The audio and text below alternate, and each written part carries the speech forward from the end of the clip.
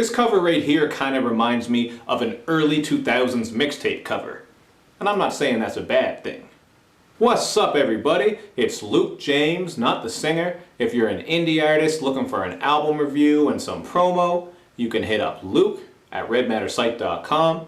And today we're going to look at this album that comes to us from D-Twist, and this one is called the Barzzz album. Now D-Twist is an artist from out of Kansas City. He's an underground rapper who has worked with the likes of Lil Flip and Kevin Gates. So if you want to check out this project as well as his other music, his sites and his links, just take a look at the information box that's underneath this video.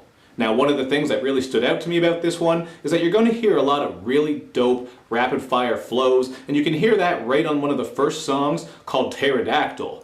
This one is just a posse cut bar fest where you're getting those rapid fire flows, some nice banging production as well. And this one overall was just a really nice showing of bars and lyricism, vocals and delivery. I thought all the artists on this one really came through, and I thought it was kind of funny how there was that savage little remix of the Peter Piper nursery rhyme. That right there was just a nice touch. But one of the other things that really makes this record stand out is when you hear D-Twist coming with some interesting ideas and concepts. Like on the song Trill where he's rapping as if he's the second black president who's going to make weed legal everywhere and give everybody free healthcare, but he's also going to make it illegal to be a bitch-ass nigga who falls in love with Twitter hoes. So that might be a little bit of an effect on some people out there.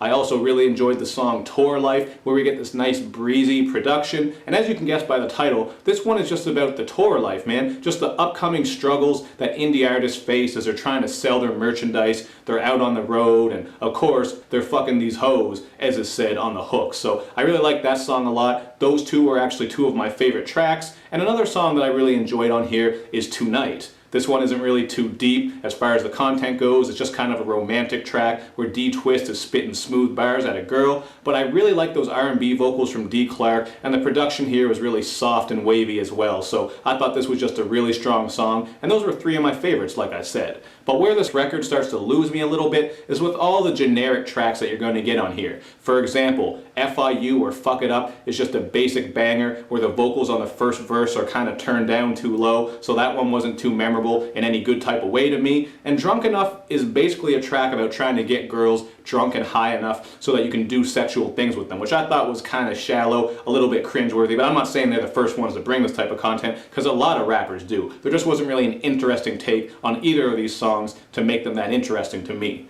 But I gotta say, the worst song on here by far to me is Kamasutra music. The production on this one ties in some moans and groans, so this is another track that has a lot of sexual stuff going on, and it just makes for an awkward listen, because as you're listening to this, it kind of feels like you're listening to a rap song while trying to drown out the porno that you're watching. So I thought it was kind of awkward, like if you had this shit cranked up and you're listening to it, people are gonna think you're spanking it out to a rap video or something like that, but I don't know. Again, D-Twist isn't the first one to have a beat like this, so I'm not saying he's the only one out there doing this stuff. These are just a couple of examples of the things that I didn't really care for too much on this album. But for the most part, I still think it's pretty solid and worth checking out. And I would say that the rapping actually carries this project, because a lot of the production is pretty basic and forgettable, including on the song Criminal, which just sounds like a really low quality Hobson production. Although again, you are going to get some really nice flows from D-Twist as well as Dilemma. So I think the rapping on this is pretty dope. But next time around, I think some better beats would help, and maybe even shaving some tracks off, because this is 19 tracks altogether. It kind of drags on a lot, and there weren't a whole lot of songs here that I really loved. So I feel this album at a 3 out of 5. It's alright, it's worth checking out, but it wasn't anything that was mind-blowing to me. But that's just what I thought about this one. You guys check it out for yourself and then hit me up in the comment section to let me know what you think. And make sure you do all that good YouTube and social media stuff, man, where you like my videos, you share them, you follow me on Twitter, you retweet the videos, and you especially subscribe to my channel.